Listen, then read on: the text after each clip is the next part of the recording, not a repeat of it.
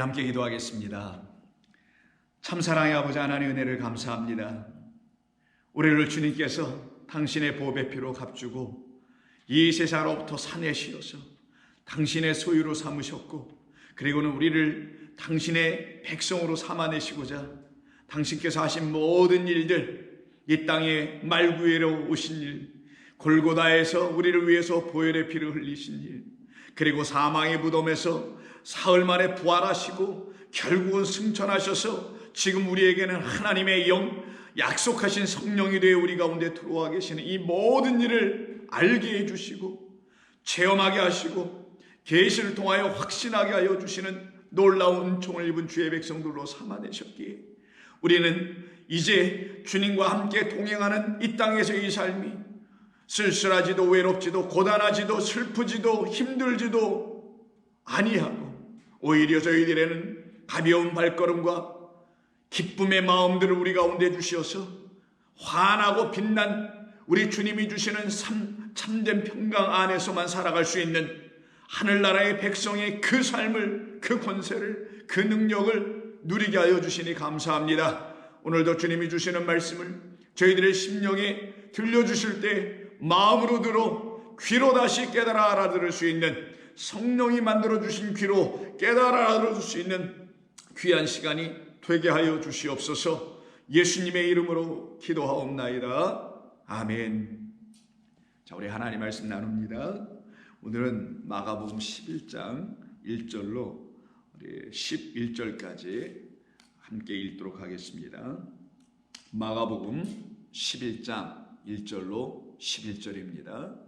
다 찾으셨으면 저와 함께 이 본문을 읽겠습니다. 그들이 예루살렘에 가까이 와서 감람산 벳바게와 베다니에 이르렀을 때에 예수께서 제자 중 둘을 보내시며 이르시되 너희는 맞은편 마을로 가라. 그리로 들어가면 곧 아직 아무도 타보지 않은 나귀 새끼가 매여 있는 것을 보리니 풀어 끌고 오라. 만일 누가 너희에게 왜 이렇게 하느냐 묻거든 주가 쓰시겠다 하라. 그리하면 즉시 이리로 보내리라 하시니 제자들이 가서 본즉 나귀 새끼가 문 앞 거리에 매어 있는지라. 그것을 보니 거기 서 있는 사람 중 어떤 이들이 이르되 나귀 새끼를 왜 풀어 무엇을 하려느냐 하며 제자들이 예수께서 이르신 대로 말한데 이에 허락한지라. 나귀 새끼를 예수께로 끌고 와서 자기들의 겉옷을 그 위에 얹어 놓음에 예수께서 타시니 많은 사람들은 자기들의 겉옷을, 또 다른 이들은 들에서 벤 나뭇가지를 길에 펴며 앞에서 가고 뒤에서 따르는 자들이 소리 지르되 호산나 찬송하리로다. 주의 이름으로 오시는 이여 찬송하리로다. 오는 우리 조상 다윗의 나라여 가장 높은 곳에서 호산나 하더라. 예수께서 예루살렘에 이르러 성전에 들어가사 모든 것을 둘러보시고 때가 이미 저물매 12 제자를 데리시고 베다니에 나가시니라. 아멘.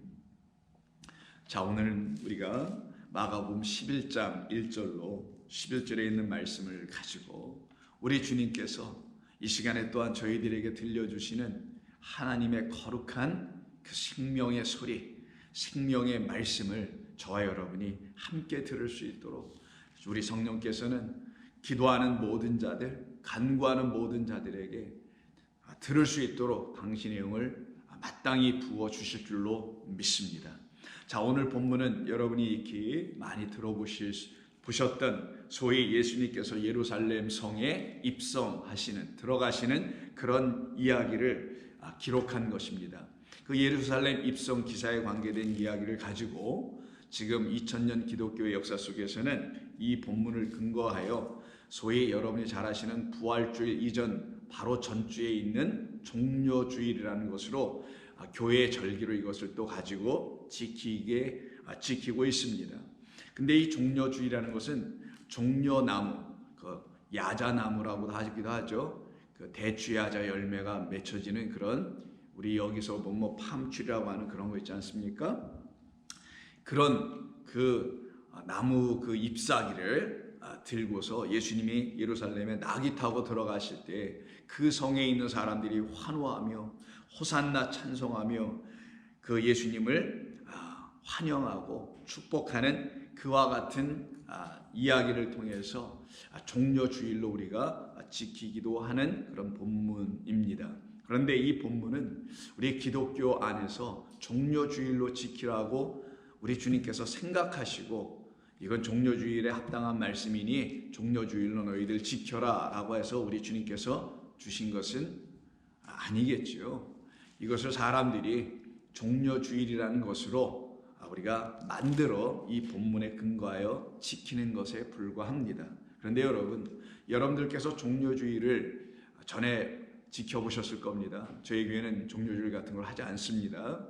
그런데 이 종려주일을 지킬 때 우리가 어렸을 때 주일학교에서부터 시작해서 어른이 되면서 이르기까지 이 종려나무 가지를 흔들거나 아니면 이렇게 장식을 좀 해놓는다거나 이렇게 했지 않습니까? 그런데 그런 모든 일을 통해서 여러분들께서는 이 본문에 담겨 있는 그 말씀의 의미가 그 종려주일이나 혹은 종려주일을 지키는 여러 가지 의식이나 혹은 데코레이션 장식이나 이런 것을 통해서 그 본문에서 우리 주님이 말씀하시려고 하는 것을 그런 보이는 것들을 통해서 알게 되셨습니까?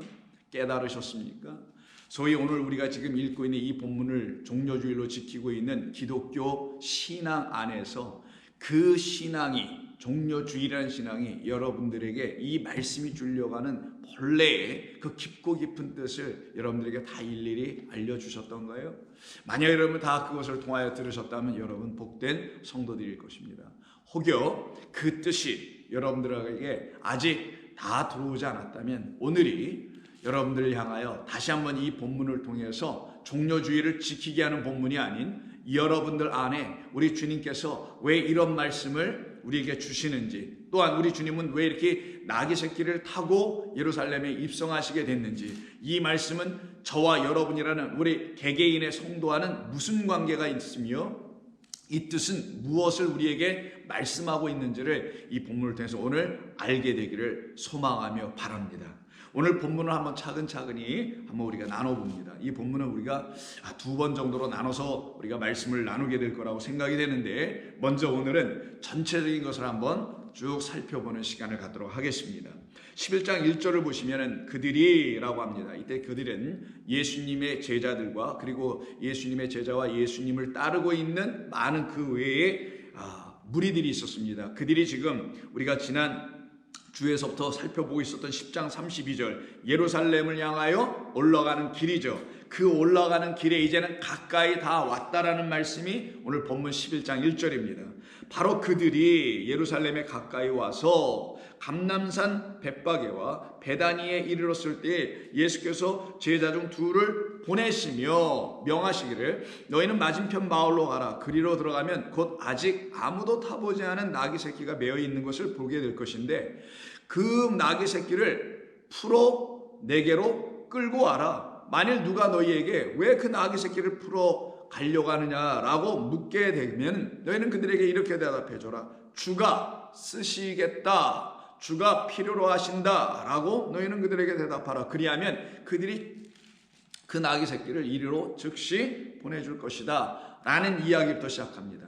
자, 우리 주님은 지금 우리가 지난번에 10장 32절을 살펴보면서 여러분들이 다 알게 되신 것처럼 그 걸음은 당당하셨죠. 그 걸음은 분주하셨습니다. 그 걸음에는 어떤 계획이 있고 각오가 있고 어떤 비장함이 담겨 있었었죠. 그래서 그는 죽음의 사지인 그 예루살렘 그리고 결국은 골고다까지 가셔야 되는 걸 아셨음에도 불구하고 그 길을 향하여 열심히 가고 계시는 그런 분께서 왜 갑자기 11장 즉 예루살렘에 다 들어오셨어요. 이제 여리고를 지났습니다. 그 여리고에서 한 사람을 만났죠. 곧 저와 여러분들 아닙니까? 이 세상의 여리고성에서 맹인되어 있었던 우리를 우리 주님께서 관통하여 지나가시니 그가 눈을 뜨고 그에게 하늘의 길이 열려지는 사건이 있고 난 다음에 곧바로 예루살렘으로 그냥 쭉 들어가시면 될 것인데 예수님께서는 그렇게 바삐 가시던 분이 여리고 보세요. 여리고에서 뭐 다른 거 하지 않냐고 그냥 곧바로 통과만 하시지 않습니까?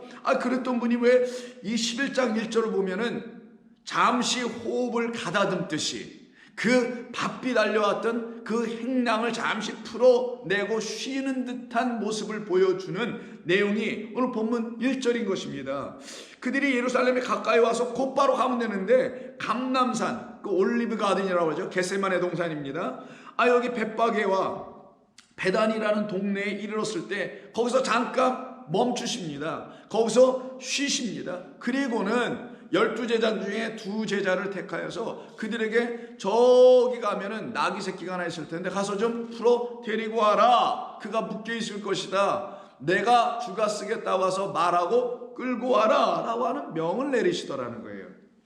그런데 말씀드린 대로 예루살렘으로 곧바로 가실 그런 위용과 그런 어떤 장엄함과 비장함을 갖고 있었던 분이 왜 여기서 갑자기 멈추셔서 나귀를 가져오라고 하셨을까? 그런데 이곳이 보니까 벳바게와 베단이라는 곳이라는 거예요. 이 벳바게라는 도시 혹은 뭐 조그만 촌이든 아니면 베단이라는 어떤 촌이 있는데 여기에서 왜 예수님은 멈추셨을까? 우리 한번 생각을 해봐야 됩니다. 예루살렘에 가실 수도 있는 건데 왜 곧바로 가지 않냐고 여기서 멈추셨을까? 먼저 벳바게라는 말 한번 생각해 볼까요? 두 단어 가운데 즉 두 도시, 즉 벳바게와 베단이는 전부 다 베이트라는 말이 담겨 있습니다. 여러분 자주 들으셔서 아시죠? 저 베이트, 집이에요.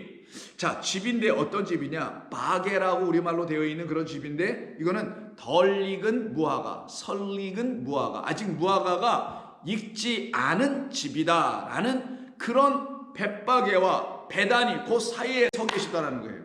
자, 그러면 베단이는 뭔가? 베단이는 이런 뜻을 갖고 있어요. 여러분 대추 야자 열매 있죠?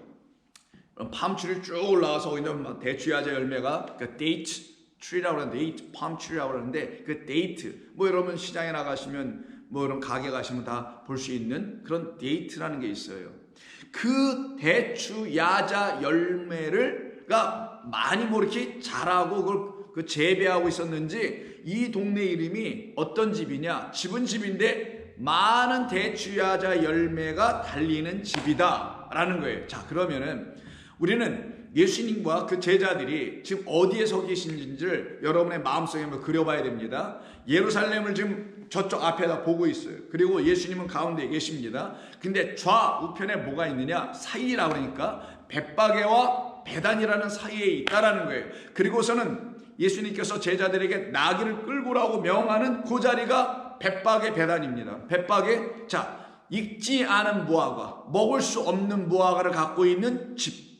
그리고 그 집을 당신을 통하여 그 집이 지나가면 뭘로 바뀌냐? 많은 열매를 맺는 집으로 바뀌다라는 거예요. 그걸 베단이라고 합니다.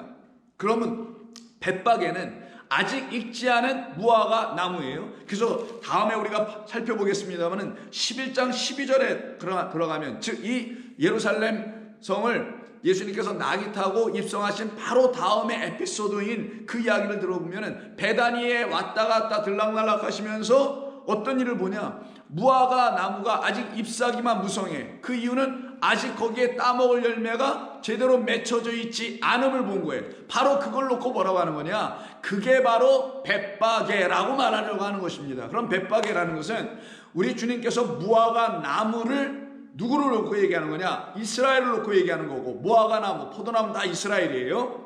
이스라엘 백성 그 자체를 말하고 더 깊이 들어가면 그 우리 주 예수 그리스도 당신을 말하는 거예요.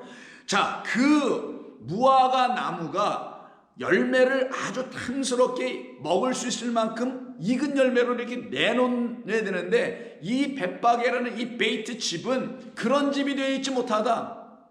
그런데 이 집이 가운데 계신 예수님을 통하여 이렇게 넘어가고 지나가게 되면 예수님을 통하여 예수님으로 말미암아 여기 지나가게 되면 뭘로 바뀌냐? 베다니로 바뀐다는 의미가 있어요. 많은 열매를 맺게 할 것이다. 그래서 여러분 베다니는 어떤 곳이냐?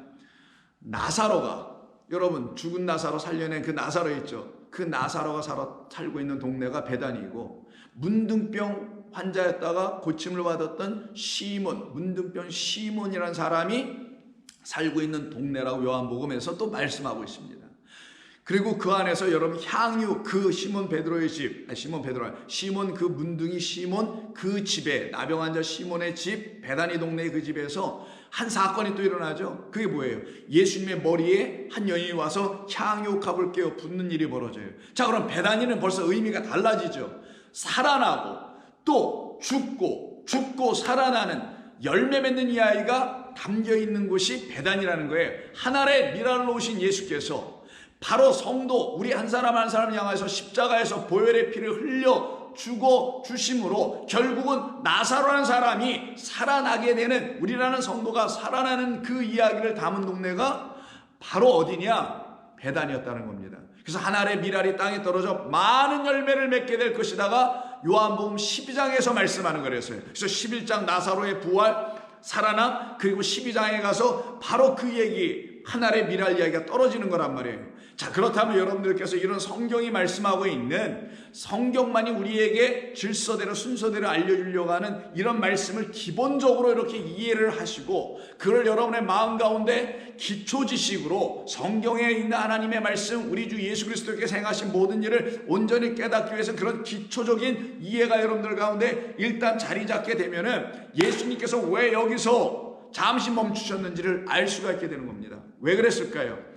저 벳박에는 다름이 아닌 예루살렘을 상징하는 벳박이에요. 또 저 예루살렘은 베다니가 되어야 할 예루살렘이라는 걸 말하는 겁니다. 그럼 예루살렘은, 목적지 예루살렘은 벳박에와 베다니를 통하여 이 둘을 비유로 삼아 그 예루살렘을 설명하고 있다는 것을 여러분이 아실 수 있겠죠. 예루살렘의 최종 목적지니 거길로 가셔야 되는데 가시기 전에 왜 벳박에와 베다니 사이에 계셨느냐? 이유는 바로 저 예루살렘이 지금 벳박의 수준에 있다. 무슨 말이겠어요? 그 예루살렘은 포도원인데 그 포도원에 무화과 나무 하나인 당신이 온전히 진리와 은혜의 말씀으로 심겨줘야 되는데 그렇지 못하여 아직 익지 않은 설익은 집, 설익은 무화과를 열매로 백성들에게 주고 있는 그런 헛된 집이 바로 저 예루살렘이다라는 걸 말씀하시며, 그러나 낙이 타고 예수님께서 들어가시게 되면 그 성이 소동이 일어나고 주 예수님이 주의 이름으로 오시는 호산나라는, 우리를 구원하신다는 의미의 호산나 예수로 오셨다는 사실을 그들이 깨달아 알게 되면 바로 그 호산나는 하늘의 미랄에 대해 그 땅에 그 외치는 자들, 환영하는 자들, 그 예수님을 만나려고 하는 모든 예루살렘 성 안에 있는 우리 예수님의 예배 신부들 외에 당신의 생명이 이렇게 떨어지게 되면, 하늘의 미랄로 떨어지게 되면 그들이 다 뭐가 되냐? 대추의 아자 열매처럼, 여러분 대추의 아자 열매는 굉장히 많이 열립니다. 그렇게 많은 열매를 맺게 될 것이다. 그 말은 그 성 안에서 나를 믿는 자들이 많이 나오게 될 것이다. 구원받는 자, 성량받는 자, 대속되는 자, 그 보혈의 피로 다시 살아나는 자 많이 나오게 될 베다니가 될 것이다. 그래서 예수님께서 예루살렘에 그냥 계속 거하실 수도 있는 건데 베다니로 왔다 갔다 하시는 이야기가 예루살렘 성 입성 후에 계속 등장되는 이유가 거기 있었던 겁니다. 왜? 그 예루살렘은 생명 없는 곳인데 생명은 어디에 있느냐? 예수님이 거하신 베다니, 내가 많은 열매를 너희들 향하여 맺게 할 거야 라는 그 베다니에서 향유값 사건도 떨어져. 그리고 그 베다니에서 그 마리아와 마르다의 오빠인 바로 나사로가 죽었다가 나흘 만에 살아나는 역사가 일어나, 이런 생명이 있는 일을 일으키시려고 지금 목적지는 어디를 놓고 계시다? 예루살렘으로 놓고 계시다. 그런데 여기 본문에 보시면 벳박에와 베다니에 딱 도착하셨을 때, 그 사이에 있었을 때 그가 어디를 바라보시면서 지금 말씀하세요. 그게 뭐냐면 2절이에요. 이르시되 너희는 맞은편 마을로 가라. 아니 도대체 여기서 맞은편 마을이 어딜까요? 자, 여러분 생각해 보세요. 이 맞은편 마을에 대한 이름은 없습니다. 그러나 성경을 우리가 하나님의 성령에 따라 읽어 나가게 되면 그 맞은편 마을이 어딘지 이제 여러분 아시겠죠? 어디겠어요?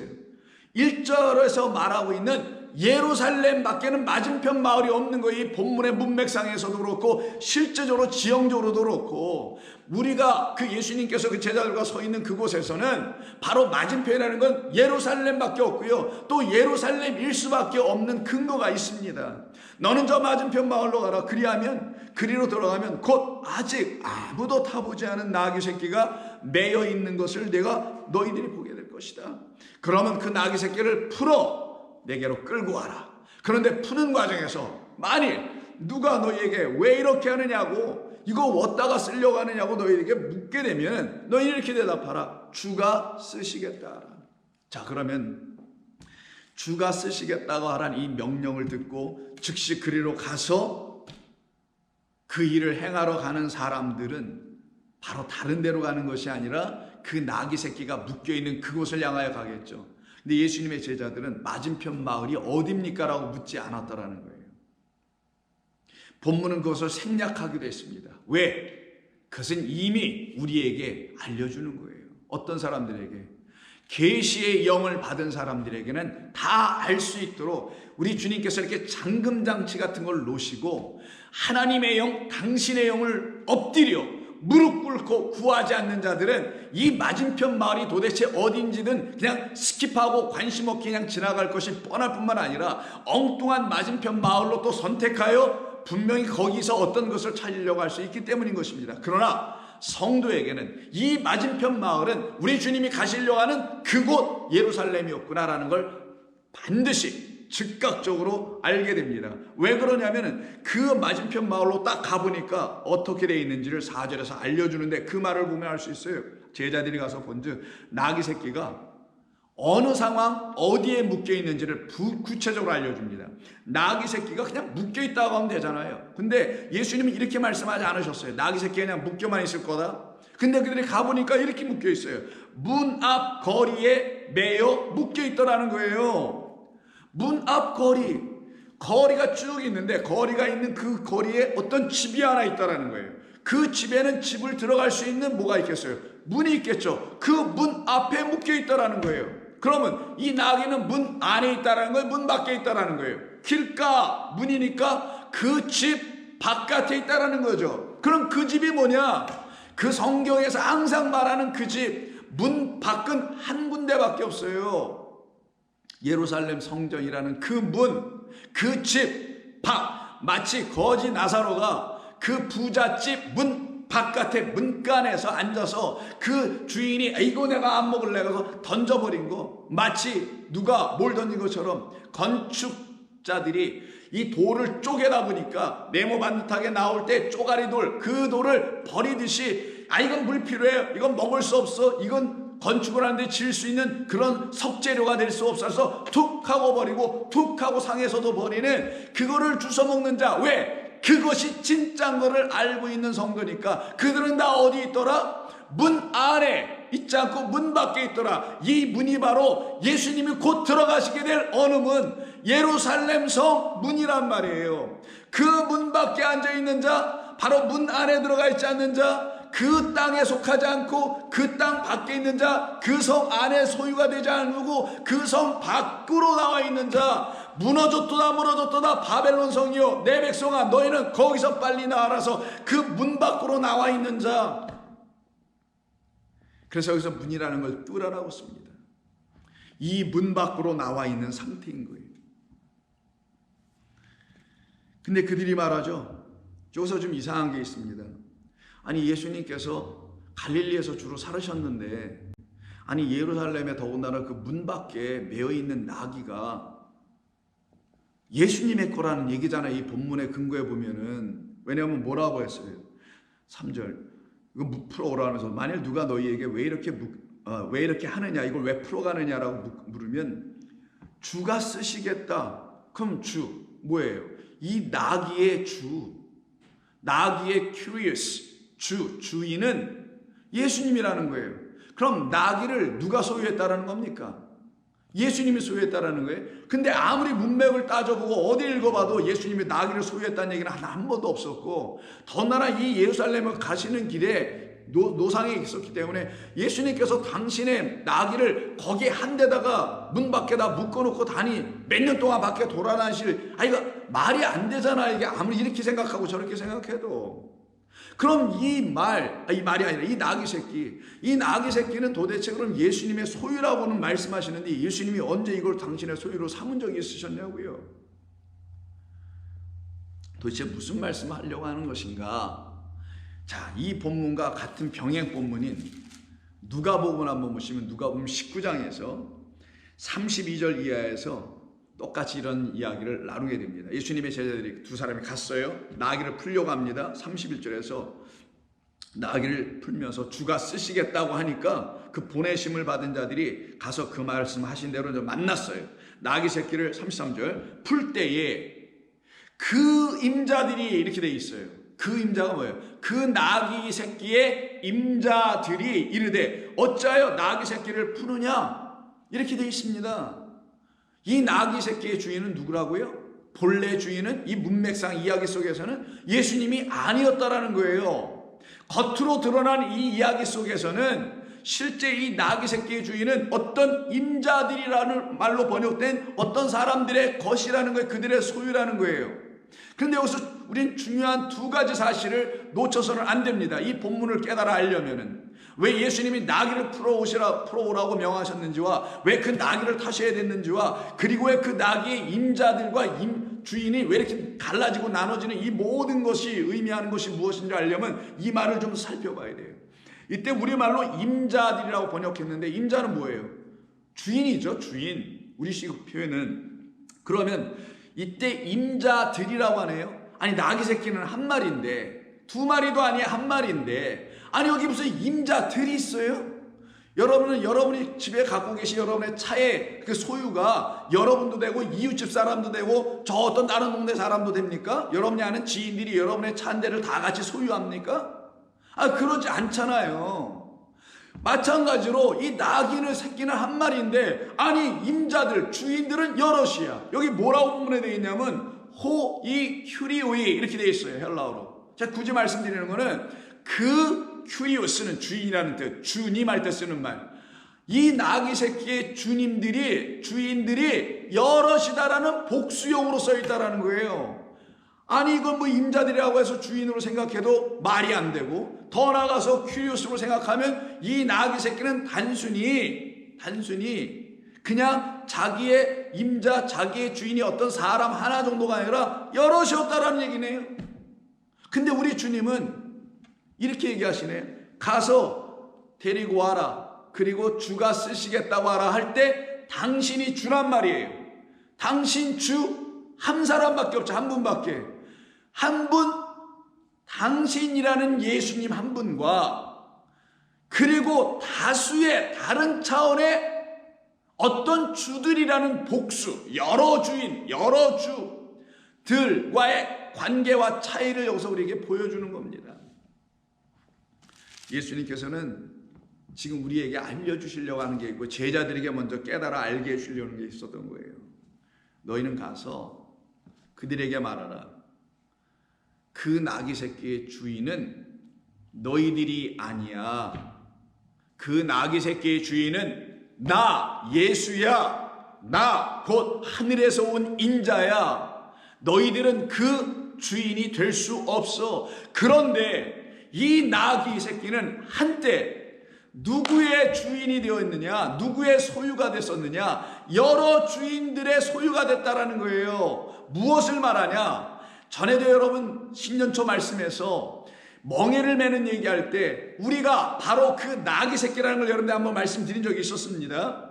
우리가 낙인데 우리 위에 누가 타신다고요? 멍에를 매라고 했던 그 멍에는 예수님이라는 멍에밖에 우리가 지어야 될 멍에, 나귀 새끼는 우리가 태워야 할 그 멍에는 우리 어깨에 얹어야 될 멍에는 예수님이란 멍에밖에 없어요. 그럼 멍에가 메어지는 게 아니라 예수님이 우리 위에 올라타야 되는 걸 말하죠. 그런데 그 예수께서 우리에게 올라타시기 전에 그가 그의 멍에를 우리에게 주시기 전에 우리는 어떤 멍에와 어떤 주인들을 다양하게 섬기거나 어떤 자들의 소유가 됐었다라는 걸 말하는 거예요. 그게 바로 이 세상 모든 인류인 것입니다. 그 주, 하늘의 주, 하나님만이 나의 왕이시고 하나님만이 나의 참된 신이시고 그가 보내신 예수님만이 나의 영원하고 온전하고 완전한 유일한 나의 구세주이신데, 그를 만나기 전에 저와 여러분들은 이 세상에서 바로 그 나귀 새끼로 대변되는 그 나귀처럼 여러 주인을 만나고 살아갔다라는 걸 얘기하는 거예요. 우리가 참된 진리의 우리 주 예수 그리스도, 참된 은혜의 우리 주 예수 그리스도께서 우리에게 오셔서 우리를 당신의 소유로 삼아 내시기 전엔 우리 주 예수님이 나를 위해서 이 땅에 십자가에서 죽임 당하시기까지, 피 흘리시면서 죽임 당하시기까지 나를 사랑하시고, 그리고 그런 나를 구원하시려고 오신 그분만이 나의 주님이라는 사실을 알기 전에는, 믿기 전에는, 그 말을 영접하기 전에는, 그 말을 시인하기 전에는 우리의 주인은 다른 이 세상의 것들이었다는 겁니다. 그 세상의 것들은 다양할 겁니다.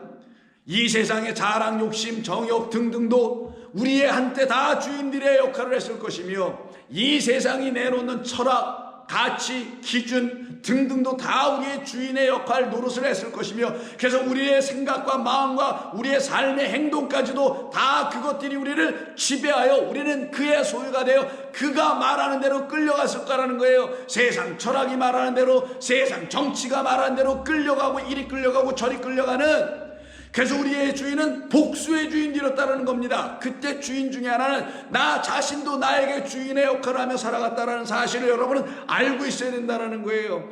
또한 교회가 내놓는 어떤 차원의 우리 주 예수님 같은 그런 예수가 아니라 다른 예수를 갖다가 가르쳐주면 그 예수님이 바로 참된 예수가 되지 못할 테니, 그 거짓된 예수도, 다른 복음도, 다른 영도, 다른 예수도 그 나귀 새끼에게는 바로 주인 되었을 것이 분명히 맞습니다. 저는 시인합니다. 저는 인정하고 자백합니다. 저에게는 수많은 다른 주인들이 있었던 걸 저는 고백합니다. 언제까지 그렇게 살아왔는가? 예수를 믿는다 했고 목사가 됐다 하고 목회자의 가정에서 자랐다 한다 할지라도 내게, 나라는 한 영혼에게, 여러분이라는 한 영혼에게 똑같이 그 주, 약속의 메시아, 오시기로 하신 그분, 그 예수께서 호산나 되어 오시기 전에, 그리고 나를 나귀 새끼로 택하여 내 위에 타시기 전에는 나는 그가 내 주인이라는 사실을 알지 못하였다는 사실을 나는 인정하고 고백합니다.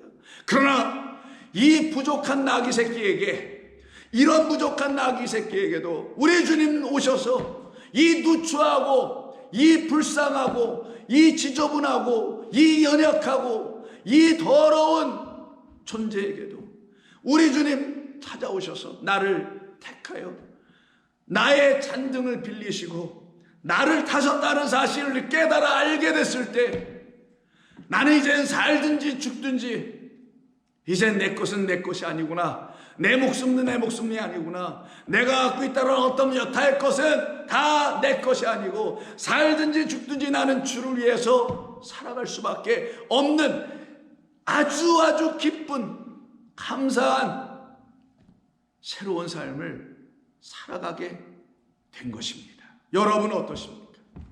그래서 여기 임자들이라는 어떤 주인들에 의해서 그 나귀 새끼는 우리 주님이 풀어오라고 라는 우리 제자들의 명령에 따라 그 나귀 새끼가 거 묶여있는 곳에서 풀려지지 않았더라면 그는 그곳에 계속 묶여있다가 여러 차원의 다른 이상한 주인들에 의해서 고난, 고초, 학대, 결국은 거짓된 영과 거짓된 말로 날마다 거짓된 양식, 그들이 주는 풀과 염을 이런 것들을 먹으면서 사망의 길로 갈 수밖에 없었던 그 나귀가 바로 저였다는 사실을 저는 이 본문을 통해서 알게 됐습니다. 그런 나에게 우리 주님 오셨던 거구나. 그런 여러분에게도 우리 주님은 오셨던 것입니다. 지금도 오고 계십니다. 그리고 가서 불러오라. 왜? 그의 주인은 나기 때문에. 나의 주인은 우리 주님이시기 때문에. 그래서 그를 풀어오게 합니다. 새끼를 풀어, 그 나귀 새끼를 풀어 데리고 올 때 우리 주님은 이런 말씀을 하시네. 그 나귀 새끼를 풀어와라. 근데 그 나귀 새끼는 아직 어떠한 사람 중에서 단 한 사람도 태워보지 않은 나귀 새끼다. 나귀 새끼의 운명은 뭡니까? 주로 짐을 싣고 일하는데 노동하는 데 쓰이는 게 나귀들, 뮬 아니면은 뭐 덩키, 아니면 덩키의 새끼는 fal이라고 하는데 그런 나귀 새끼들은 다 운명이 그렇거든요. 집에서 농사하는 일에 쓰이거나 애들이 타는데 뭐 어른도 타기도 합니다. 그러나 전부 다 짐을 나르고 운반하는 그 수고에, 그 고된 노동에 시달리다 결국 죽을 수밖에 없는 자로 지금 묶여있는 게 이 나귀란 말이에요. 근데 우리 주님 뭐라고 하시냐면, 그런데 그 나귀는 아직 사람이 한 번도 타지 않았다라고 말씀하세요. 이게 무엇을 의미할까요? 물론 나귀 새끼니까 아이 새끼를 누가 타겠어요? 라고 하실 수도 있습니다. 예, 그 말씀도 맞죠. 그러나 예수님이 그 정도 누구든지 다 할 수 있는, 그래 나귀 새끼니까 사람들이 탔겠냐? 그러면 상식적으로 30세가 넘으신 건장한 청년이 예수께서 그 나귀를 타신다면 또 그건 또 말이 되는 겁니까, 여러분? 여러분 소위 좋아하는 그 도덕적으로 생각하면 그거 말이 되는 거예요? 양심에 털도 안 나, 뭐 이런 말 할 거 아니에요, 그럼 여러분들도. 그럼 나귀 새끼를 얘기해 예수님이 또 왜 타시냐고요? 말이 안 맞지, 이렇게 저렇게 따져도. 나귀 새끼이기 때문에 사람이 한 번도 안 탔다는 말은 아니겠죠. 어떤 차원의 사람이 한 번도 타지 않았다라는 걸 말하지 않겠습니까? 여하튼 그 나귀를 데리고 오라고 합니다. 데리고 왔더니 예수님이 시키지도 않았는데 이 제자들이 갑자기 나귀 위에다가 자기들의 겉옷을 벗어서 전부 다 막 올려요. 그리고는 그 나귀에게 그 자기들의 겉옷을 씌워놓은 다음에 그 위에 예수님을 타라고 하시네요. 그것도 부족해서 그 나귀가 밟고 걸어가야 될 그 길 위에 다른 사람들 12제자는 뭐 벗어봤자 12벌밖에 안 되는데 그게 뭐다 그냥 옷들 뭐 대충 그런 것일 테니 별건 아니겠죠. 그 위에 뭐 안장을 올릴 수도 없으니 그냥 옷 좀 두툼하게 이렇게 만들어 올려드린 것일 텐데 나머지 그 수많은 무리들, 그리고 환호할 그 무리들도 있잖아요. 따라왔던 무리들, 그들이 다 제자들이 하니까 자기들도 따라서 옷을 벗고 옷 가지고 부족하니까 어떡하겠어요. 그 바로 거기에 뭐 지천에 깔린 게 대추야자 열매 나오게 하는 그 나무니까 그 이파리 잎사귀 소위 종려가지를 꺾어다가 그 길에다가 나귀가 밟고 갈 길에다 쫙 깔아주니, 그리고 예수님 그 위를 나귀를 타시고 그 안으로 이렇게 들어가시더라는 거예요. 예수님의 제자들은 예수님이 시키지도 않았는데 이런 일을 왜 했을까요? 왜 그럴까요? 성경이 하나님의 뜻을 이루려 하려고 하는 겁니다. 성경은 지금 예수님의 제자들은 하나님께서 성경에 말씀하신 모든 하나님의 뜻들을 이루게 하여야 할 그런 무대, 하나님 만드신 이 세상이라는 무대에서 배우처럼 좀 사용되고 있기 때문에 그러는 거예요. 이 세상은 우리 인간의 게 아닙니다, 여러분. 이 세상은 하나님의 거예요. 우리 주님의 것이에요. 우리 주님의 통치, 우리 주님이 하시는 거예요. 이 세상은. 그걸 모르는 자들이 이 세상을 자기의 소유로 좀 삼으려고 하는 것뿐이고 그것 때문에 죽이니 살리니 뭐 난리를 치고 있는 것뿐인데, 이 세상의 주인은 하나님이고 우리는 뭐냐? 이거 깨달아내는 거예요. 우리는 그 세상, 하나님의 세상이 왜 하나님의 세상으로 지어진지를 깨달아 알게 될 때 그 세상에서 어떤 사람으로 어떤 일을 해야 되는지를 깨달은 제자들, 그 배우들이 되어야 되는 것뿐입니다. 그러니 이 제자들은 하나님의 뜻을 이루어야 될 그 배우들, 그 사람들, 하나님의 말씀을 응하여야 할, 이루어야 할 대상들이니 예수님이 시키지 않아도 하나님의 영이 그들을 붙잡고 갑자기 우통을 벗어 자기들의 겉옷 히마티온을 다 벗어 그 나귀에게 씌울 수밖에 없는 자가 되는 겁니다. 왜? 그 나귀 타고 들어가야 되니까. 왜 그렇게 했을까요? 이 제자들 왜 예수님이 데리고 가신 거예요, 여기까지? 그리고 예루살렘까지 왜 데려가십니까? 우리가 그 앞에서 살펴봤잖아요. 33절 10장 33절에서 보라 우리가 예루살렘으로 올라가야 한다. 인자는 대제사장들과 서기관들에게 넘겨주고 이방인들에게 잡혀 결국 죽게 될 것이다. 근데 나 혼자 가는 게 아니라 너희들 같이 간다. 왜? 너희도 나와 같이 그 십자가에서 결국은 하나님의 뜻을 함께 이루는 그 죽음을 너희도 이루어야 되기 때문이다. 이것 때문에 데려가시는 거잖아요. 그 길에 제자들을 데리고 오신 것은 그 제자들을 당신의 어디로 데려가시려고 결국은 예루살렘, 하늘의 성소 그 나라로 데려가시려고 이들을 여기로 데려왔으니 이 제자들이 결국 누가 되는 겁니까? 저와 여러분들이 이 본문에서 누가 되는 거예요? 어떤 역할을 하는 거예요? 옷을 벗어주는 역할도 해야 될 뿐만 아니라 동시에 나귀가 되는 거예요. 우리가 나귀 새끼.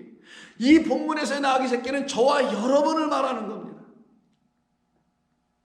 그러니 그 나귀 새끼 될 그 제자들은 자기의 잔등 위에 타셔야 될 그 예수님에게 뭔가 내드려야 된단 말이에요. 우리 주님을 나귀 새끼라는 나에게 태워 드리는 것도 부끄럽고 죄송하고 면목없지 않습니까?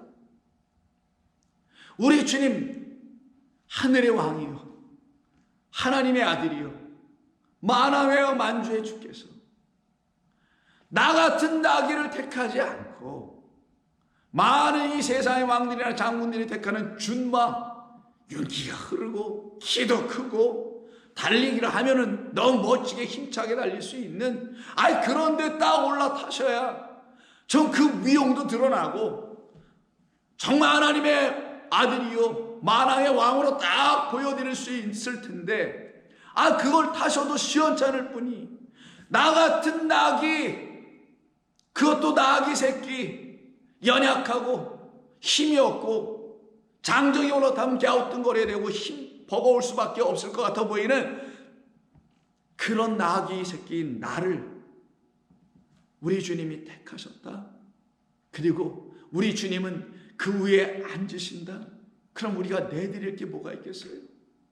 여러분 예전에 우리가 한국에서 살 때 어렸을 때 다 여러분 생각하면 기억나시겠지만 옛날 우리 집들에는요 옛날 몇십 년 전입니다만 집엔 전부 다 바닥 생활했잖아요.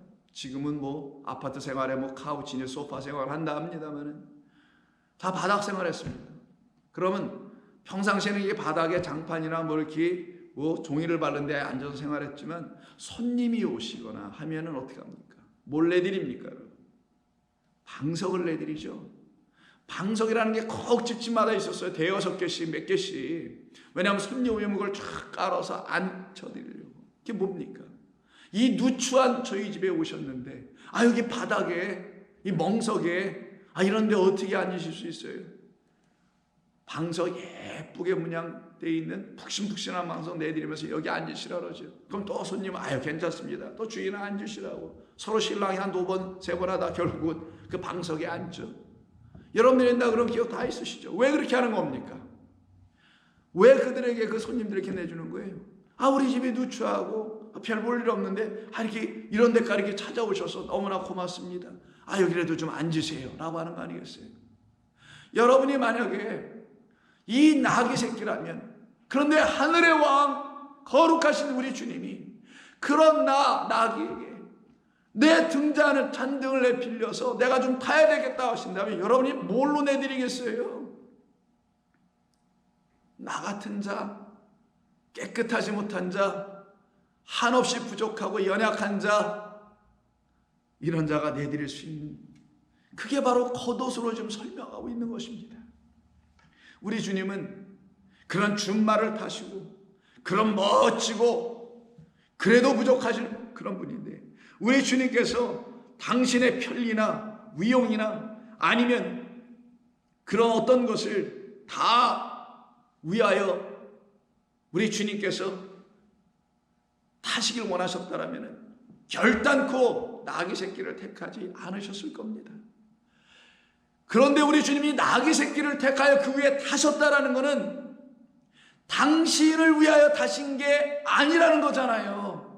여러분이 여러분을 위해서 나귀를 탈래? 낙이랑 말이 있는데 여러분을 위해서 타고 싶다면 여러분은 당연히 말을 탄다고 할 겁니다. 낙이 새끼 타지 않고요. 보기에도 벌써 낙이는 조그맣고 빼짝 마르고 근데 말은 되게 크고 멋지거든요. 그런데 좀 올라타야 좀 뽀대도 나고 폼도 나고 멋있어 보일 거 아니겠어요. 근데 우리 같으면 그런 말을 택할 텐데 우리 주님은 낙이 새끼인 연약하고 보잘것없고 아무것도 아닌 저와 여러분이라는 낙이 새끼를 택하시더라는 거예요. 왜? 영광 받으셔야 될 그 주님이 준말을 타도 영광 받으시기에 부족하실 분인데 그런 분이 낙이 새끼인 나를 택하셨다는 것은 당신이 영광 받으시려고 하는 게 아니라 나라는 낙이에게 당신 하늘에서 오신 그분으로만 나에게 그 영광을 주시려고 하기 때문이었던 것입니다.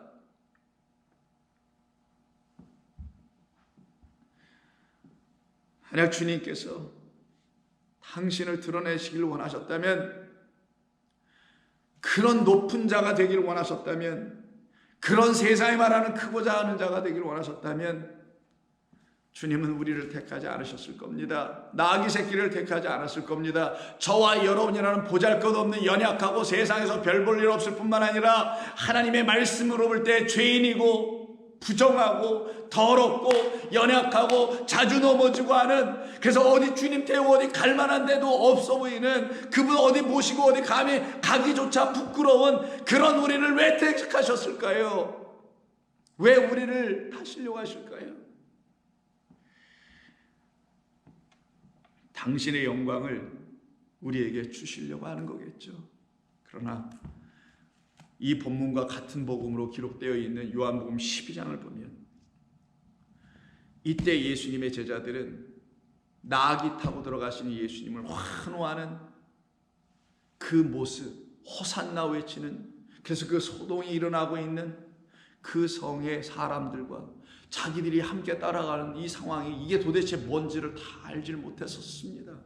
마치 우리가 종교주의를 수십 번 수백 번을 지켰다 할지라도 그 뜻이 무엇인지 모르면은, 왜 나귀를 타셔야 됐는지를 알지 못하면은 그것이 아무런 의미가 없는 것처럼, 그래서 예수님의 제자들도 요한복음 12장을 보면은 그 예수님께로부터 결국은 우리가 받아야 될 그 영광이 뭔지를 그때는 몰랐던 거예요. 그래서 16절에 보면은 12장 16절, 제자들은 처음에 이 일을 깨닫지 못하였다가 예수께서 영광을 얻으신 후에야 이것이 예수께 대하여 기록된 것임과 사람들이 예수께 이같이 한 것임이 생각났더라. 도대체 예수께 대하여 이미 기록된 것이 무엇이었을까요? 그리고 이와 같이 했다라는 게 무엇일까요? 결국 여기까지 끌려온 이 말을 하고 있고 이것을 깨닫지 못했던 제자들, 그리고 지금의 기독교 안에 있는 우리들, 그런 나귀들 불쌍히 여기셔서 우리 주님께서 이미 성경에 미리 응해 놓으신 말씀이 뭐냐고요? 스가랴 9장입니다. 9절, 시온에 따라 우리들입니다. 크게 기뻐할지어다. 예루살렘에 따라 즐거이 부를지어다. 보라, 내 왕이 내게 임하시나니. 이 말 때문에 그런 거예요.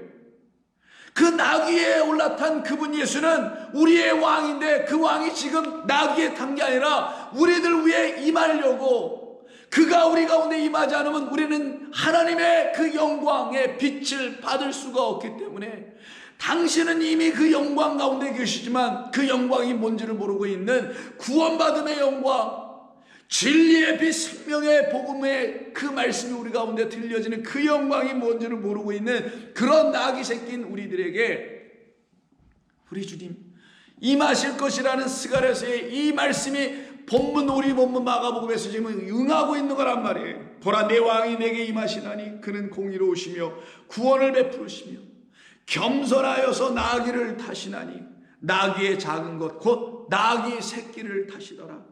내가 에브라임의 병거와 예루살렘의 말을 끊어버리겠다. 나귀를 타신 분이 어떻게 말을 끊겠어요? 그 병거를. 근데 끊어버리겠다. 어떤 말, 어떤 것을 통해서 끊으실까요? 들어보세요. 전쟁하는 활도 끊으리니 그가 이방 사람에게 화평을 전할 것이요 그의 통치는 바다에서 바다에까지 이르고 유브라다 강에서 땅 끝까지 이르리라. 또 너로 말할진대, 너 누구? 이 나귀를 타실 왕, 그 왕을 모시는 이 나귀인 우리들을 너라고 한 거예요. 너희들 그 나귀들로 말미암아 말할진대 내 언약의 피로 말미암아 내가 내 갇힌 자들을 물 없는 구덩이에서 놓이게 할 것이다. 이 나귀 타신 왕이네요. 그 왕이 하실 일은 그 언약의 피로 말미암아 그 갇힌 자, 본문 속에서는 그 집 문 앞에 묶여있는 자들을 어디에? 물 없는 구덩이에서 내가 풀어 놓을 것이다. 나귀들이 묶여있는데 물이 없어. 그럼 죽는 것이 뭐겠어요? 물 없는 구덩이 무적행입니다. 거기가 생명의 말씀이 없는 예루살렘 성전을 말하는 거예요. 갇혀있으나 소망을 품은 자들아. 어떤 소망? 우리 주님께 말씀하신 대로 시온의 딸들아, 예루살렘의 딸들아, 너희를 위하여 너희의 왕이 너희를 나귀로 취급하고 택하여 너희들에게 임할 날이 올 거야 라는 그 소망을 갖고 품은 자들아, 너희는 요새로 결국은 돌아올지어다. 어떤 것을 무너뜨리겠어요? 이들이 결국은 나귀 타신 그 만왕의 왕을 모셨다라는 이유 하나 때문에 그들 앞에 있는 에브라임의 병거와 예루살렘의 말을 끊고 활도 다 끊어버리는 영적 군사, 결국은 나귀들이 뭐가 된다는 거예요? 진짜 하나님의 만왕의 왕 예수 그리스도 생명의 말씀, 그 입에서 나오는 검이라는 하나님의 검으로 이 세상의 견고한 진 거짓을 완전히 무너뜨릴 수 있는 하나님의 백성 군사로 삼아내시겠다는 약속입니다. 그래서 이 제자들이 지금은 이 뜻이 무엇인지를 알지 못했다라고 요한복음 12장에서 말하는 거예요. 우리가 두려움과 떨림에 무서움에서 우리도 거기 가서 잡혀 죽는 건 아닌가 하고 이렇게 쫓아놓았는데, 나중에 이들이 다 주의 성령을 잊고 보니 우리들을 하나님께서 이 땅에 오셔서 예수님이라는 이름으로 오셔서 우리를 그 나귀 새끼로 취하여 올라타시고서는 결국은 우리를 뭘로 삼아요? 세상에 나가 당신을 진리의 복음으로 전하여 거짓이 횡행하고 있는 이 세상을, 견고한 진들을 무너뜨리는 당신의 영적 군사, 하나님의 군대들로 만드시려고 하셨던 것이구나. 그래서 제자들이 다 쓰임 받잖아요. 왜? 오늘 주님이 그러시죠. 주가 쓰시겠다. 그건 내 거야. 여러분과 저는 하나님의 것, 예수님의 것입니다. 그래서 주가 쓰시겠다. 주가 필요한 대로 쓰시겠다. 우리 주님은 누굽니까? 왕이시네요. 만왕의 왕, 그 왕께서 쓰시겠다. 그래서 요한복음도 그렇지만 누가복음에서도 뭐라고 합니까? 사람들이 37절 19장 37절에 보면 이미 감람산 내리막길에 가까이 오심에 제자의 온 무리가 자기들이 본 바 모든 등한 일로 인하여 기뻐하며, 왜? 스가랴에서 말한 것처럼 너희는 기뻐할 것이다. 큰 소리로 하나님을 찬양하며 이르되 찬송하리로다. 주의 이름으로 오시는 누구? 오늘 본문에서 그냥 주의 이름으로 오시는 이라 했지만 주의 이름으로 오시는 그분은 왕이셨다. 그럼 그 나귀는 왕을 태운 나귀네. 어마네, 어마 말 그대로. 그 말, 왕이 타는 말이 돼요. 하나님이 쓰시는, 왕이 쓰시는 말이 돼요. 어떤 걸 세상에 전하는 자가 되냐? 하늘에는 평화여 가장 높은 곳에는 영광이로다 하는 그 말을 전하는 그런 나귀, 그런 말들로 우리를 삼으시겠다. 그러니 이 나귀 새끼는 2절에서 우리 주님이 말씀하신 것처럼 너희는 맞은편 마을로 가라. 그리로 돌아가면 곧 아직 아무도 타보지 않은 나귀 새끼가 메어 있는 것을 보리라 라고 하는, 아무도 타보지 않은 나귀 새끼라는 이 물음, 우리가 아까 던져놨었죠. 이 말의 의미를 우리가 이제 알 수 있지 않겠습니까? 이 나귀는 예수님이라는 그 왕을 만나기 전에, 자기의 진짜 참주인을 만나기 전에는 다른 주인들의 소유가 되어 이곳저곳에서 다른 일들을 하며 다른 나라, 다른 복음을 전하며 다른 진리도 아닌 거짓을 전하며 살았던 나귀들인 우리를 말합니다. 그런데 그런 나귀들이 그 왕이 오심으로 그 왕에 의해서 쓰임받게 되니 그 나귀가 드디어 지금까지는 단 한 번도 태워보지 못한 진짜 왕을 태우게 되는, 영광을 입게 되는 겁니다. 마치 수가성에 예수님께서 사마리아 지나실 때 수가성에 들리셨을 때 그 우물가에서 만난 여자가 있었죠. 그 여자에게 가서 내 남편을 뭐라고요? 데리고 와라. 우리 제자들이 가서 나귀 새끼 데리고 오라는 것처럼 내 남편을 데리고 오라 했더니까 뭐라고 대답합니까? 저는 남편이 없나이다. 예수님 대답하시길 내 말이 맞도다.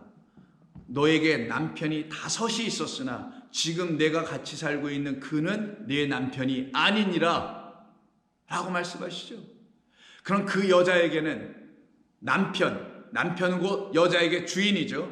지아비이기도 하고 그 주인이 무려 5이나 있었다라는 거예요. 그런데 그들은 너의 남편도 아니다. 그리고 지금 내가 또 너에게 또 새로운 주인이 또 6번째로 지금 오려고 하고 있고 그하고 지금 동거하면서 살고 있나 본데 그도 너의 남편은 될 수 없다. 그 말은 내가 너에게 이제 유일한 너의 남편이 되어 들어갈 것이며 너는 나의 소유가 되고 나의 신부가 되고 나의 짝이 될 것이다. 내가 너를 위하여 6번째로 들어갈 완성하기 위해서 너에게 찾아온 내가 너의 신랑이요 내가 너의 주인이요 너는 나의 나귀 새끼니라는 말과 똑같은 내용입니다.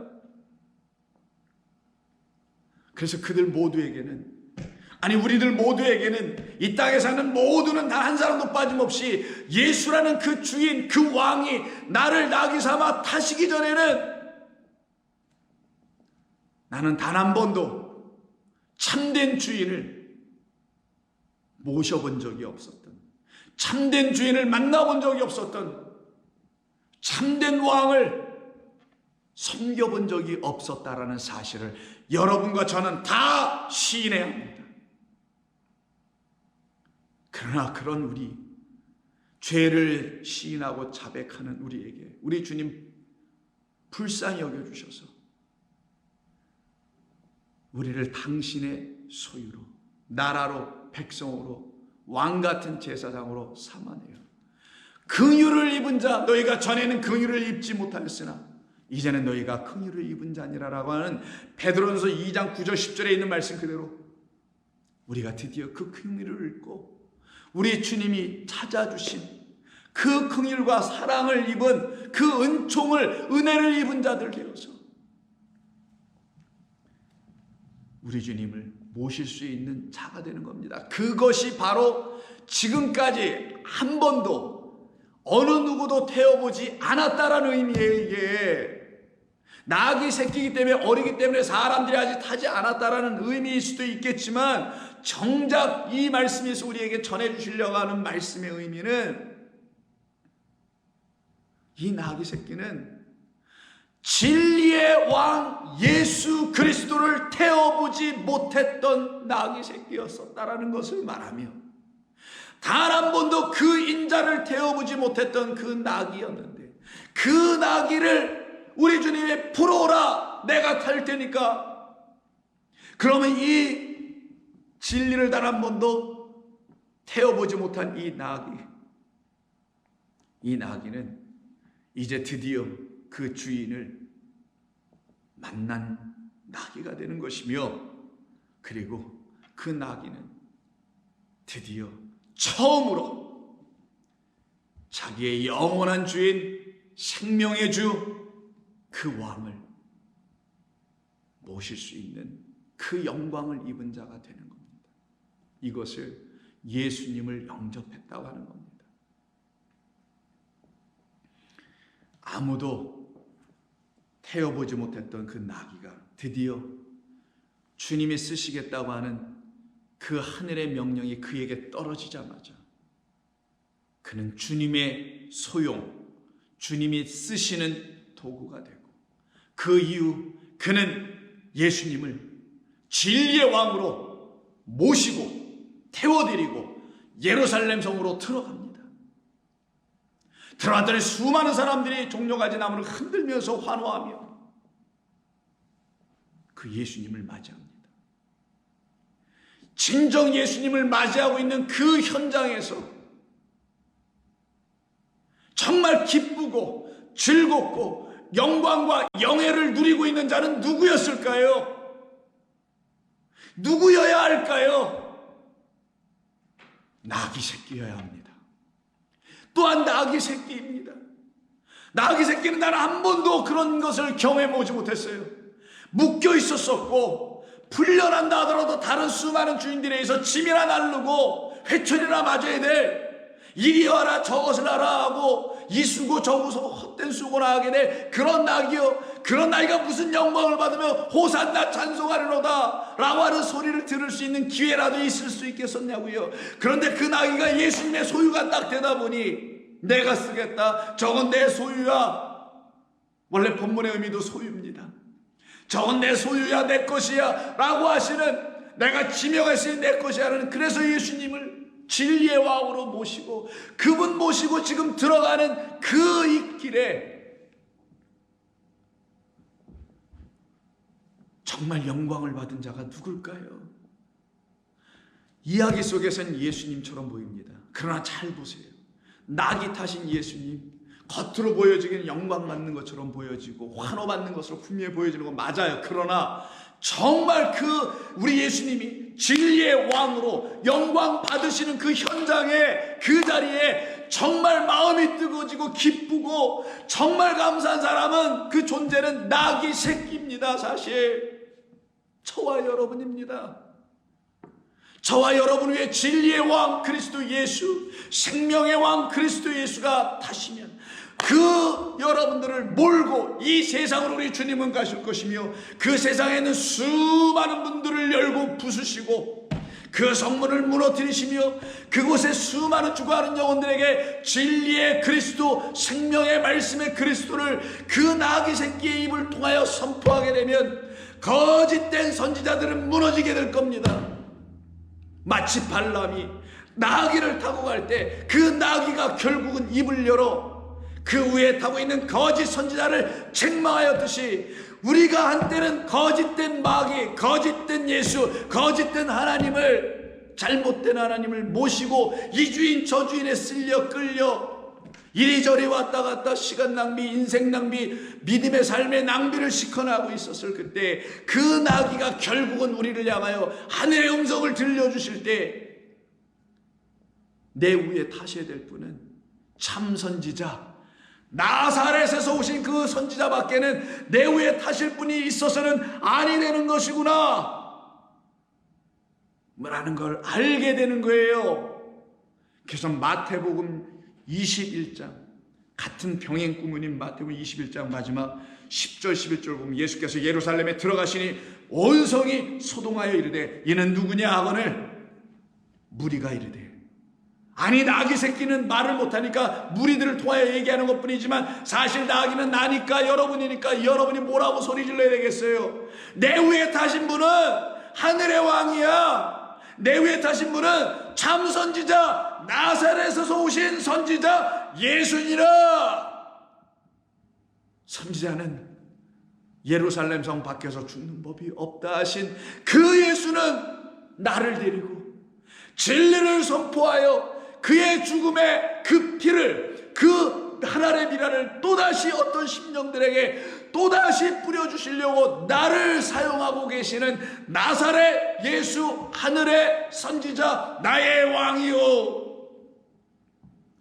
라고 외치고 선포할 수 있어야 되지 않겠어요?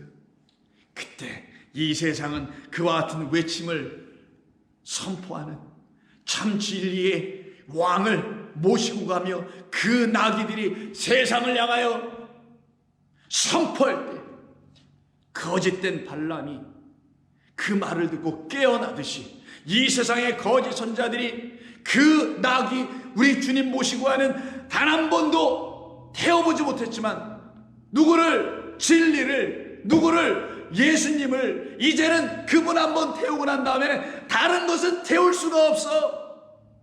다른 어떤 자도 나를 허용해 줄 수 없고 허락해 줄 수 없어. 누구에게도. 나는 오직 그리스도의 것이야. 여러분은 오직 하나님의 것이야. 그래서 누구도 여러분을 해할 수 없을 뿐만 아니라 여러분의 영혼을 누구에게도 내줄 수 없습니다.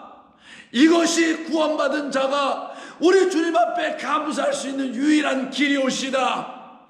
여러분의 생명을 내놓는 것, 목숨을 내놓으면서 헌신하는 것도 중요하겠지만 여러분의 영혼의 안에 들어오신 주님, 그래서 여러분은 여러분의 것이 아니요 나는 내 안에 그리스도가 사신 것이니 그 그리스도로 살고 있는 여러분을 왜 누구에게 내다 둘 수 있겠소? 어떤 자들의 주인에게 함부로 내 동댕이 치며 내둘릴 수 있겠습니까? 왜 마귀 사탄에게 끌려다닐 수 있겠는가? 그럴 수 없느니라. 성도는 그렇게 될 수 없어요.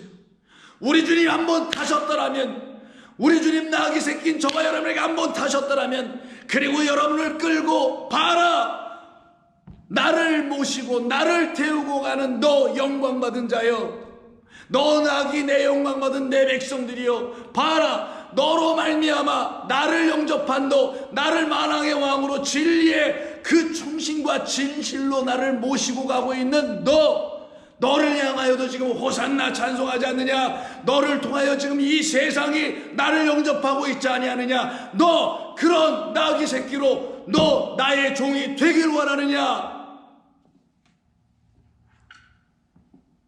이 세상은 이런 나귀 새끼 되기를 원하기보다는 화려하고 멋져 보이는 줌마 되기를 원합니다. 자기 위에 이 세상이 보여주는 산란시키는 거짓된 빛들로 화려하게 스팟라이트를 비춰주고, 화려한 의상에 화려한 장신구들을 하면서 그런 모습으로 그 말 위에 타기도 원하며 그 말 위에서 타고 멋지게 깔린 레드 카펫, 어디서 쓰는 거예요 이거? 빨간 카페트. 영화 배우들, 뭐 연기자들이 1년에 한 번씩 뭐 이렇게 수상식 하고 그럴 때 보면 레드 카펫을 밟는다고 하죠. 그리고 거기 어떤 뭐 무대에 올라와서 사진 촬영도 하고 기자들이 막 그냥 프레시 터지는 소리가 요란하고 하는 모습, 그 레드 카펫을 우리는 밟지 않습니다. 우리 예수 믿는 사람은 그런 레드 카펫을 밟고 사진 터지는 소리, 프레시 터지는 소리, 이런 소리를 듣는 게 아니라 우리에게 주시는 그리스도라는 그 겉옷을, 나의 주님 나에게 주셨으니, 당신에게 주셨으니, 주님 걸어가실 때에 이 옷 밟고 가시옵소서. 이 진리의 겉옷 복음을 밟고 가시옵소서. 복음을 밟고 넘는 자들, 그 산을 넘는 자들의 발걸음 참 복되고 아름답도다. 레드 카펫, 아름다운 문양으로 깔려있는 양탄자 밟고 지나가는 게 이 세상이라면, 저와 여러분은 우리 하나님 보시기에 가장 아름다운 하나님의 생명과 그분의 모든 걸 담아 넣어준 하나님의 말씀으로 복음을 들어 그 복음인 그리스도로 옷 입고 그 옷 입은 자들, 주님 당신이 나에게 옷 주셨어요, 깔아드리며 그 위를 걷게, 그 위를 함께 밟고 지나가는 저와 여러분들로 삼으시는 우리 주님을 여러분은 생각해 보신 적이 있습니까? 우리 주님은 여러분의 그 화려한 섬김을 원하는 게 아닙니다. 우리 주님은 당신의 피 묻은 그 겉옷이 여러분에게 지금 입혀져 있는지 우리 주님이 보고자 하시는 건 그거밖에 없습니다. 이때 이 나귀 새끼가 묶여 있는 곳이 그 길가 어느 집 문이라고 되어 있죠. 집은 없습니다만 집은 예루살렘밖에 없으니까 그 거짓 선자들이 지배하고 있는 그 성전, 그 문 밖에서 지금 묶여 있는 그 나귀 새끼, 바로 그 문에 묶여 있는 자, 그 나귀 새끼가 드디어 나사렛 예수 참 선지자를 다 만나게 되니 그가 기뻐 뛰며 이 호산나 찬송하는 이 성 안에 있는 무리들처럼, 그리고 이 따라가는 모든 무리, 예수를 따라가는 모든 성도들처럼 기뻐하듯이 바로 그 성전 문 앞에서 묶여 있었던 어떤 한 영혼이, 바로 이 예수님의 제자들의 옷이 다 홀러덩 벗겨져 예수님의 그 타실 나귀에 올려지게 했던 그 베드로와 요한, 야고보 등등 많은 제자들이 있을 거 아니겠어요? 그 중에서 베드로와 요한을 통하여 그 성전 문 앞에서 묶여져 있는 자의 영혼을 우리 주님이 가서 풀어내라 하는 하늘의 성령의 명령을 듣고 그들이 그를 풀어내는 이야기가 있죠. 그게 바로 여러분 잘 아시는 사도행전 3장 1절 이하입니다. 제9시 기도 시간에 베드로와 요한이 성전에 올라갈새 나면서 못 걷게 된 이를 사람들이 메고 오니 이는 성전에 들어가는 사람들에게 구걸하기 위하여 날마다 아름다운 문 미문이라고 하는 성전 문에 두는지라.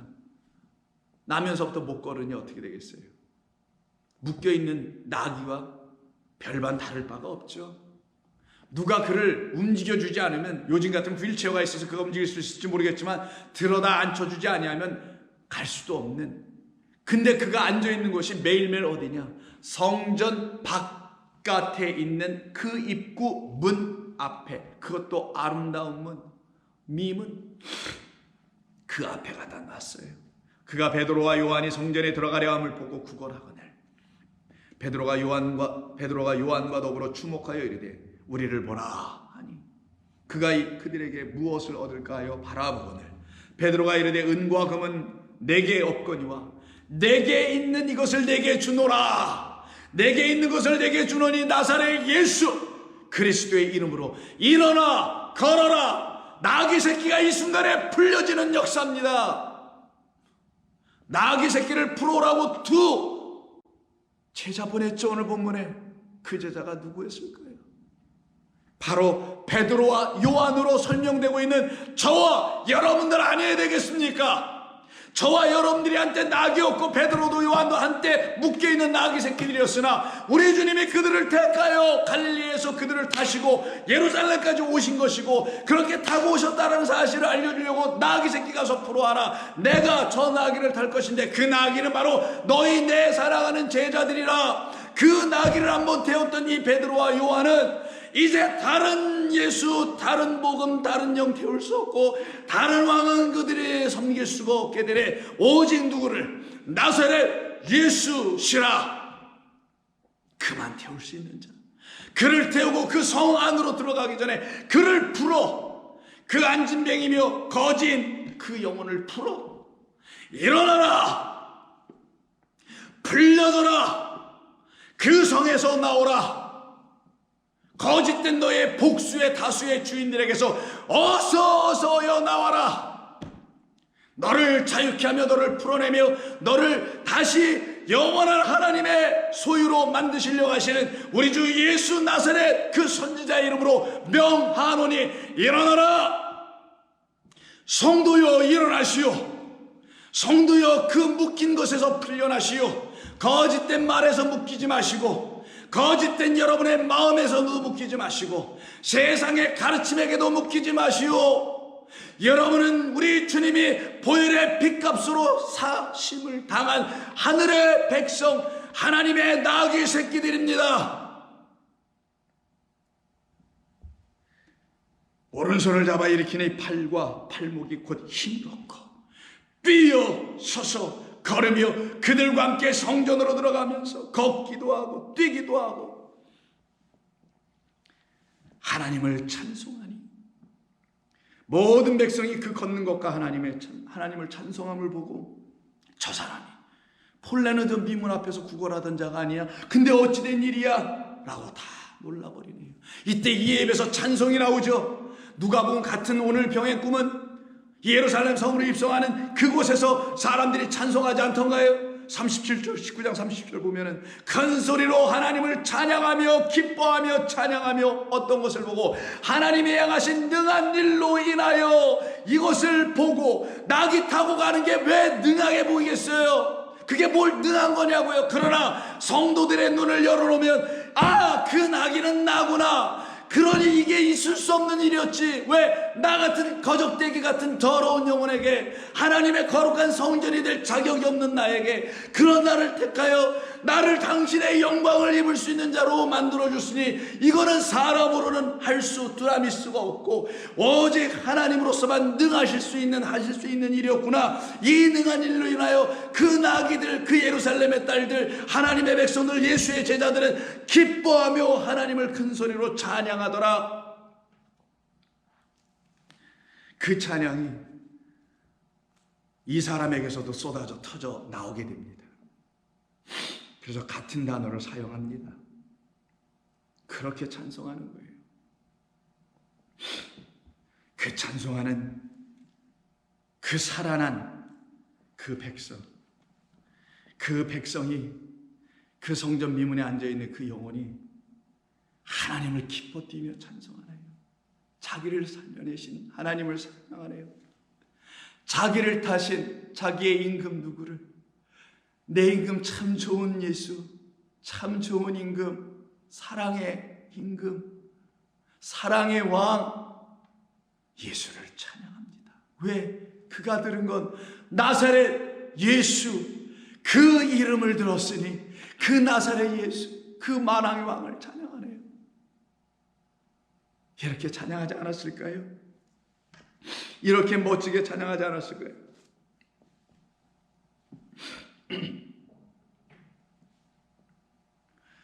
하나님은 우리를 그렇게 다 멋지게 찬양할 수 있도록, 찬송할 수 있도록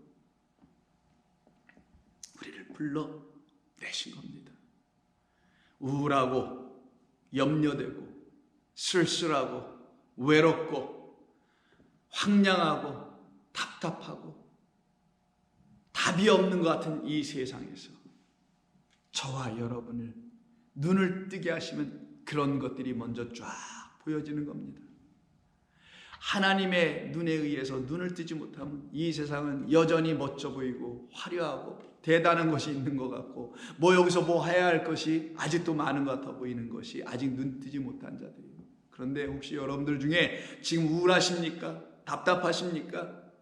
어딘가 안 되는 것 같아 보입니까? 뭔가 다 깨어져 가는 것 같아 보입니까? 그러면 하나님이 여러분의 눈을 이제 뜨어주기 시작하고 있다는 사실을 알으셔야 합니다. 왜? 그 예수께서 그렇게 여러분의 눈을 뜨게 해주셔야만이 이 세상에는 수많은 그런 헛된 주인들로 나를 헛되게 사용하였으나 참 주인 단 한 분의 주인 오직 예수 그분만이 나를 하늘의 평화, 하늘의 평강, 그 안식으로 나를 채우시는 주님이니 내가 어찌 그를 찬송하지 않을 수 있으랴.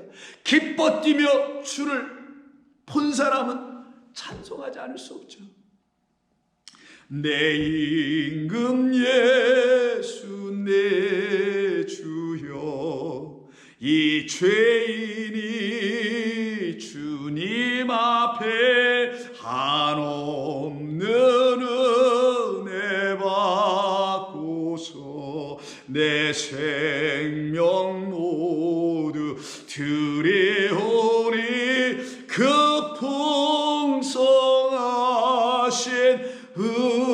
은총을 주 내게 내려주소서.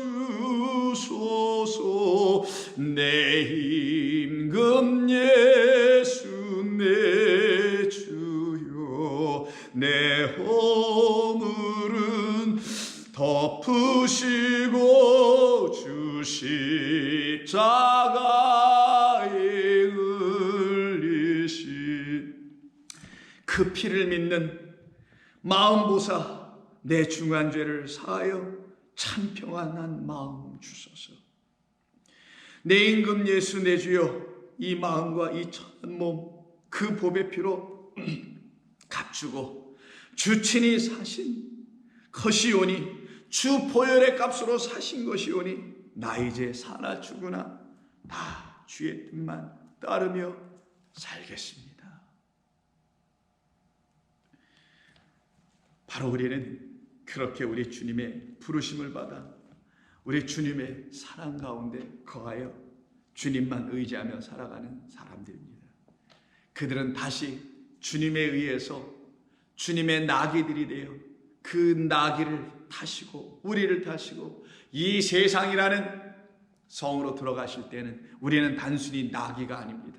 그때는 연약한 나귀, 휘청거리는 나귀, 세상에 헛된 짐이나 싣고 다니는 나귀가 아니요 진리의 예수, 평강의 왕, 나를 죽은 자 가운데서 살려내신 예수, 미문 앞에서 안진뱅이 노릇하고 거지 역할하고 있었던 나를 살려내신 예수, 일으켜 세우신 예수이니 내가 힘을 얻은 모처럼 되겠어요? 흰옷 입은 주의 백성, 주의 군사, 주님의 준마, 천리마가 되는 것이 반드시 맞을 것입니다. 그래서 요한계시록 19장에 우리 주님 말씀하시죠. 11절, 하늘이 열린 자들을 향하여, 진리를 본 자들을 향하여, 또 내가 하늘이 열린 것을 보니 보라, 백마와 그것을 탄 자, 우리 주 탄 자가 있으니 그 이름은 충신 피스투스, 믿음이시요 진실이 아니라 진리, 알레테노스, 참 진리 참 믿음이시라. 그가 공의로 심판하여 싸우더라. 누구 타고? 저와 여러분 나귀가 아니라 이제는 그 나귀들이 진리를 가졌으니 주의 군기 십자가를 들은 그 백성 군사되어 나가자. 우리 주님 믿고 나가자. 내 앞에 놓여있는 모든 삶의 장애물들을 뚫고 나가자. 거짓된 견고한 진들은 나의 안에 있는 예수 그리스도의 거룩한 진리의 생명의 능력의 말씀으로 무너질 것이다. 그러니 그 무너짐은 나를 택하여 나를 나귀 타신 예수님으로 말미암아 그 나귀 내가 먼저 무너졌으니 내가 어찌 그와 같은 백마가 되지 아니할 수 있으랴. 그는 불꽃 같고 그 머리에는 많은 관들이 있고 또 이름 쓴 것이 하나가 있으니 자기밖에 아는 자가 없고 그가 피 뿌린 옷을 입었는데 그 이름은 하나님의 말씀이라 칭하더라. 하늘에 있는 군대들이 희고 깨끗한 세마포 옷을 입고 백마를 타고 따르더라. 저와 여러분들 백마를 탄 자들이 되기도 하며 백마이기도 한 우리들, 그의 입에서 예리한 검이 나오니 그곳으로 만국을 치겠고 친히 그들을 철장으로 다스리며 또 친히 하나님고 전능하신 이의 맹렬한 진노의 포도주의 틀을 밟겠고 그 옷과 그 다리에 이름을 쓴 것이 있으니 만왕의 왕 만주의 주라 하였더라. 하나님을 모르고 예수를 부인하고 인간이 왕이 된 이 세상, 어둠과 흑암으로 지배하려고 하는 거짓된 세력들, 그들을 무너뜨리실 수 있는 분은 우리 주 하나님이십니다. 그리고 그 분을 참된 진리로 처음 한번 태워보고 이제는 다른 지은 못 태우겠어, 불편해, 안돼, 안 맞아, 내 몸에 하고 다 버리고 오직 예수 그 한 분만, 그 주인만, 그 큐리오스 나의 주님만 태우고 가는 복된 성도들이여, 여러분을 통하여 이 세상에 하나님의 복음이 계속 선포되고 나타나여 지게 될 때에 우리 주님 그 세상에 온전한 생명의 주인 되실 줄로 믿습니다. 기도합니다. 하나님 고맙습니다. 오늘도 주님께서 저희들에게 주신 이 말씀 통하여 우리의 영혼을 온전케 하시고 자유케 하시는 이 놀랍고 또 놀라운 이 영광의 이야기가 나귀 새끼들인 저희들에게 임하게 하셨사오니 감사합니다. 우리는 감히 주님을 태우고 또 태워 우리 위에 타시라고 감히 또 한번 강청할 수 있을 만한 그런 거룩한 자들은 아닙니다. 그저 누추하고 부족하고 연약하고 지저분한 그런 영혼들일 수 있습니다. 그러나 주님, 다시 한번 주님께 구합니다.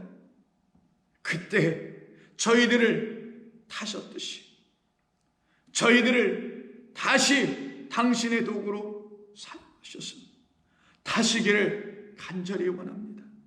저희들에게 주신 그 겉옷 깔아드릴 테니 저희들을 타시고 저희들을 데리고 이 세상이라는 예루살렘을 지나 하늘의 성 그 예루살렘으로 저희들을 들어가게 하여 주옵소서. 예수님의 이름으로 기도하옵나이다. 아멘.